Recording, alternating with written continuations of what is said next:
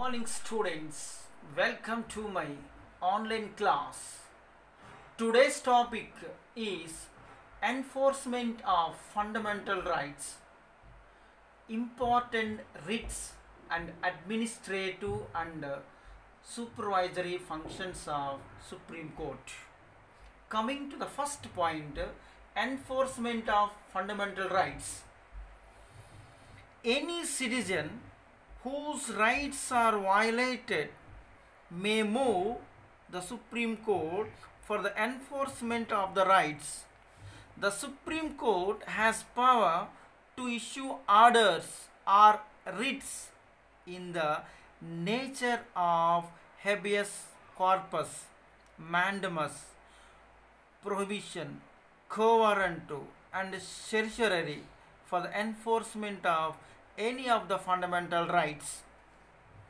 The Constitution prohibits the state from making any law which takes away or abridges the fundamental rights.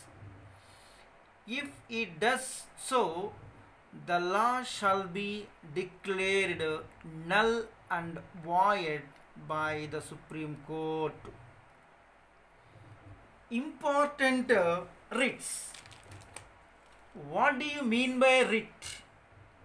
Writ is a form of a written command or order in the name of the court. The Supreme Court and High Court can issue writs. Important writs. Habeas corpus, mandamus, writ of prohibition, writ of certiorari, quo warranto. Coming to the first writ, habeas corpus. Habeas corpus is a Latin term which means you may have the body.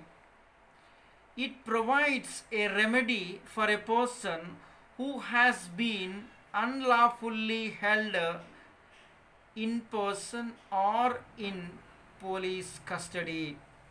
The Supreme Court and the High Courts may command the detaining authority to bring the prisoner into courts to explain why he is being held. If the cause is insufficient, the prisoner is at once unconditionally released. Mandamus. In Latin, it means we order. It is a command or an order from a superior court to a lower or an administrative authority to perform certain duty. Writ of prohibition.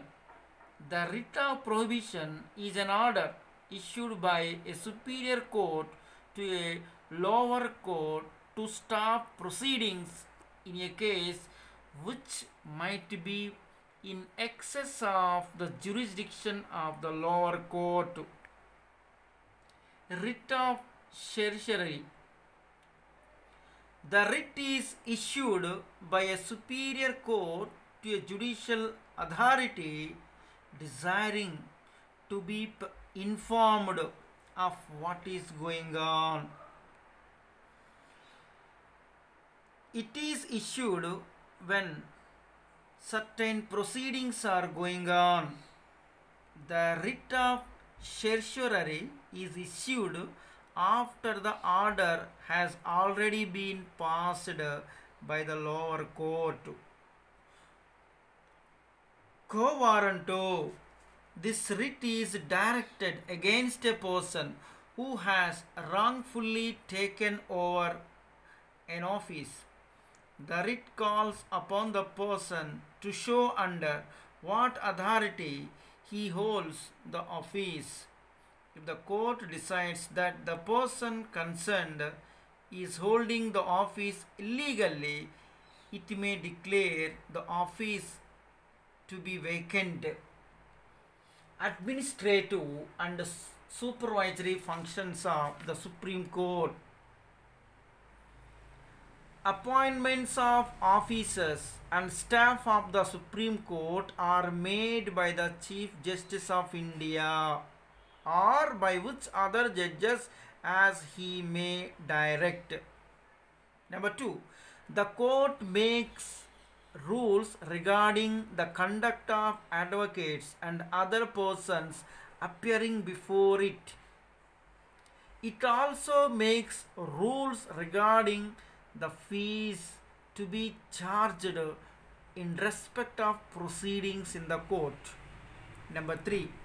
The Supreme Court ruled that Chief Justice of India's recommendation to transfer judges of the High Courts was not binding on the government if the recommendations was made without consulting four senior most judges of the Supreme Court. Number 4. The Supreme Court simplified procedures in the area of public interest litigation. A person can register a case simply by writing on a postcard or application stating his complaint. These complaints are registered and necessary orders are passed. The grievances of women, children, bonded laborers and other weaker sections are given attention under the scheme. Thank you.